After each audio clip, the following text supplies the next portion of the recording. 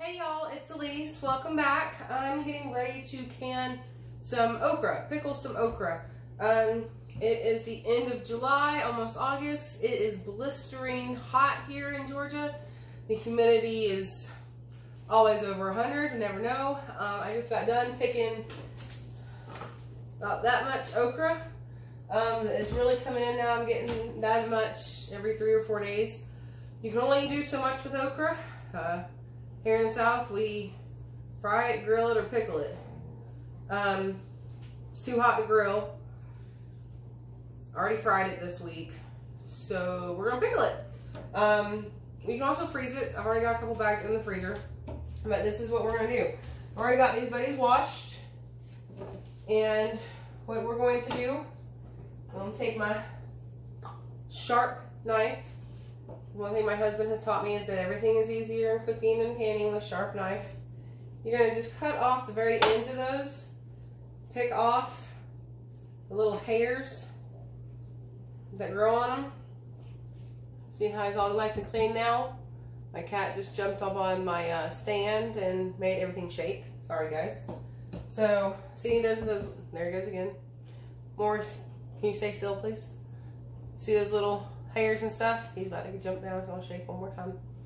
You get those off because you don't want those in your pickle jar. Those aren't very yummy. You don't have to cut the tips. So I'm going to get all this cut and get all these things off. And then we'll be back. Oh, I forgot to tell you, my jars are already in the oven. They're preheating at 225. The reason that you preheat your jars is I'm going to be putting hot liquid into these jars to pickle them. So you don't want to put hot liquid in cold glass. If you don't know what that does, try it. Okay guys, I've got all of my okra detopped and all the little hairs taken off of them. Sorry about how I'm having to like duck and dive. My kitchen's funky. I guess you could say I'm in a little square over here. But I wanted y'all to be able to see as much as you can of this part of this process. So what I'm going to do is I'm going to get my jars out of the oven now. This is an old cake sheet that I don't use anymore. I do mostly round cakes when I bake or cast iron. So I don't use that anymore. And it's a great little tool to carry jars, especially when you have to carry them outside like we do to do this. Now, I do want to say I have already filled up my water bath canner with water over jars, about 1 inch over the jars, and it is outside already. It's heavy. I'm thinking that I'm going to be able to do about 4 jars. Now here's the difference in regular large-stead homesteading and suburban homesteading. I don't have the space for a massive garden to get a ton and ton of plants. So what ends up happening is I have smaller batches of stuff that I have to do. And you have to get your food somehow preserved quickly, whether it's the freezer or it's canning or eating it or whatever. So suburban homesteading is a little bit different, where you're going to end up having to do smaller batches of things. And most people will do like a 9-quart batch or something like this. I don't have enough for that, but I've got to get these put up because I don't want them to spoil. So we have to do a smaller batch. So the first thing I'm going to do, I put my pickle and salt in a bowl. Makes it easier to get out. These boxes are really not user friendly to me. I'm doing a 1/2 teaspoon of salt, pickle and salt, in each of my pint jars.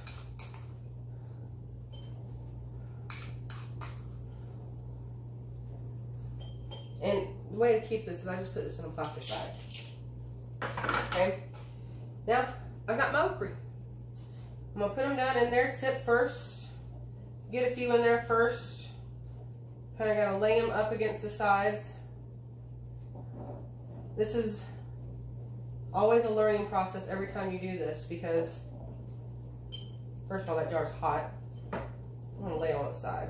See if that doesn't make my life a little bit easier. It does. I want to leave an inch headspace, and for those of y'all who don't know what an inch headspace is, I don't have my little tool. I don't know where it is. But a basic rule of thumb, hot jar, is 1 inch headspace is down to that first ring. 1/2 inch is down to that middle. More than likely, you always use 1 inch headspace or 1/2 inch headspace when it comes to canning anything. So those are just kind of a good eyeball to look for. Now you really want to pack stuff in for multiple reasons. This one's being a little booger. I don't like him. Why are you being a butthead? The reason you want to pack multiple things in or a lot of stuff into your jar is because these things cook down. And you don't want a lot of extra airspace. You don't want to waste space. So you want to get as much in your jar as you possibly can. So you really got to pack them in there almost more than you think necessary. I promise you it will be okay. I'm just kind of, see how they're still just sliding in there all kind of nice. We eat our pickle jar, our stuff whole. So I might can slide one more tiny one in there. There's a hole right there. Yep, you went in good. Okay. So I'm going to do that again. This guy's a little long. I'm going to cut off his tip. Sorry. Let's see this guy right here. He's going to have to go too. You don't want him too big for the jar. That one's just a little tad long. Usually, when you get okra, a lot of people think, oh, the bigger the piece of fruit or the bigger piece of vegetable, the better it is. That's not necessarily true. Zucchini, squash, okra, a lot of vegetables, the bigger they get, the tougher they get. And if you've ever grown anything, if you've grown a zucchini or a squash or something, and they get so big and they almost get rubbery, it's the same thing with okra, except they don't get rubbery, they get woody. And you can really hear the difference when you go to cut them. The smooth, gentle cut of a good size okra, which is about that long, about as long as my index finger, versus one that's way too long. You can hear the difference when you cut it. I didn't know that. I just knew growing up, my dad said that okra shouldn't be too long, so I just did what Daddy said. I didn't know why. I didn't question it. It's just what Daddy said. But my husband taught me what to listen out for. That's a good thing. I think I'm only going to end up getting 3 jars, which is fine. That's what I planned on in the first place. I just got out one extra because I thought it's always better to be prepared. But he's the one, my husband's the one who taught me to listen out on how to listen to the cut of the okra to know if it's gone good or if it's gone bad. We are almost done stuffing the jars.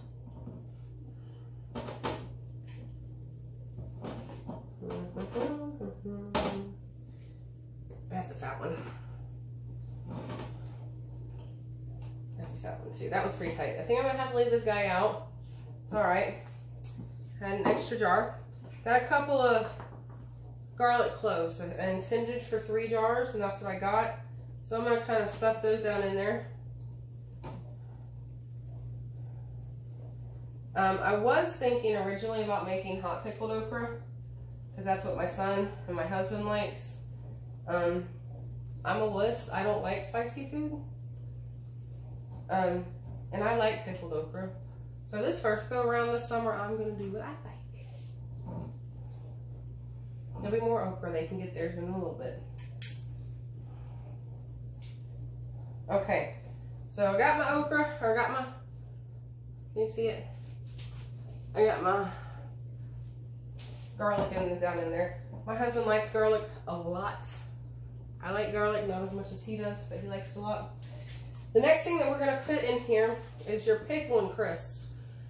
A lot of homesteading stuff is trial and error, and what I have learned with this is a little doesn't go a long way. It says that you should use 1/8 teaspoon per pint. That 1/8 teaspoon does not make your pickles crisp. Crisp pickle, it does not. So, my last round of pickles, thanks to my sweet friend Blakely. Shout out to Blakely out there. She's been my pickle guinea pig this season. I double up. This is a 4th teaspoon. So, my last round of pickles, she said, tasted crispy like a Vlasic, but not as crispy as a Clausen. Just some serious pickle knowledge. So okra can get very mushy very quick. So last time I put in 3/8 of a teaspoon. So this time I'm going to put in a full half a teaspoon. Might as well just use a half teaspoon if I'm going to do it that way. Put that on top.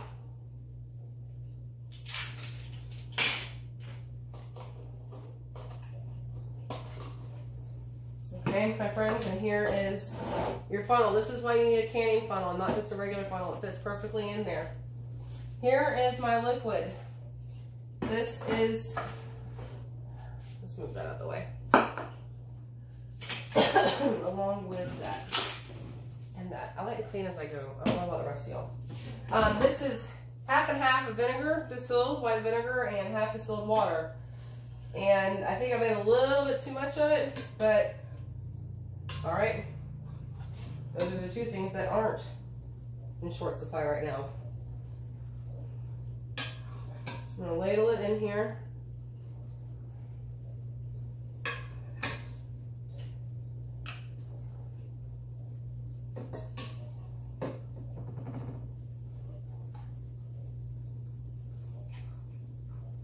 All right, that gives me about a half an inch head space right there.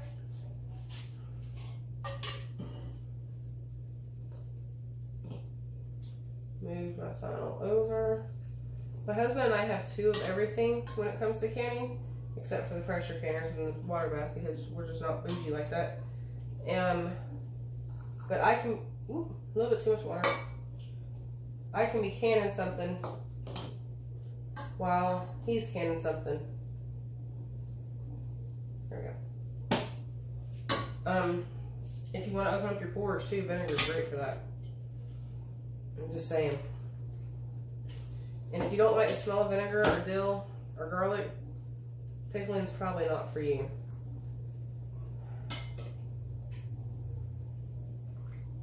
Alright, that's just enough. And just a little bit left, which is alright. Not too much. I'm going to get washed. Grab my paper towel. Because here's, remember, your first important step in canning, your debubbler. You take it and you push it down. I don't know if y'all can see those bubbles coming up. You can see the okra coming back up, and that's okay, that's going to happen. But there are definitely bubbles coming up. I can see them. This is something you kind of got to do holding down, so I'm sorry that y'all can't see this real well. But this is very important. Move that off to the side. Lots of bubbles coming up. And okra.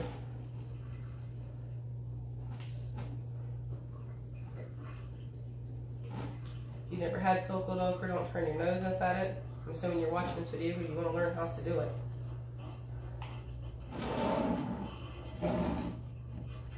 I like pickled most everything except for eggs. I don't like pickled eggs. Ugh. It's nasty. Oh, God. Can't stand it. Okay. Okay. He is debubbled. My clean napkin, I'm going to take and wipe. And this is something that I'm really meticulous about. I kind of overdo it, I guess you could say. But it's one of my biggest fears is, you know, I don't want to put all this work into this and end up screwing it up. So I'm very meticulous about this stuff. Here's my last one. Well, shoot, y'all know what I forgot to do?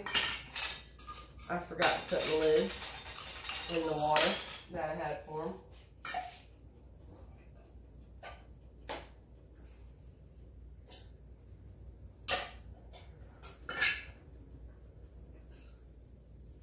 That's old lid. I don't know that one. How did I get what's in there? It's a Pinto lid. You don't have to put these in water like this. This is hot water. You don't have to put them in hot water. It softens up the rubber a little bit. My husband does sometimes and he doesn't sometimes, so it just kind of depends on you. I do, because I tend to be somewhat of a rule follower, and this is the way I was taught. That's the way I'm going to do it. I'm also really anal about my stuff matching, so I want to make sure I have the same color lids. When you put your lids on, you just give them a gentle tightness. Alright, that's our pickled okra. We're about to head out to the water bath. Okay folks, we are out here at the water bath canner. I'd like you to see, if you can see within there, that I've got other jars in there. You gotta put some empty jars in there. Make sure they get filled with water because they'll be floating all over the place. Unless you want your pickle jars or whatever, your cannon jar to flip over. So there's 9 jars in here. This water needs to come to a rolling boil for about 5 minutes before I stop it. So I'm gonna get that going. We'll see you back in a little bit. Oh, okay guys, here is our finished product of the pickled okra. I was going to take a video of showing you the rolling boil, if you didn't know what a rolling boil is, but didn't get a chance to. So I'll do that next time. Took them out of the water bath, and now they're going to sit on the counter until they are cool. I will hear that little pop sound, and then they will sit overnight until they're cool to the touch, and I will date them. And I will put them up in the cabinet. Hope you enjoyed the video. If you did, give us a like, subscribe, share. Share the knowledge, friends. Share the knowledge. And we will see you later. Have a great night.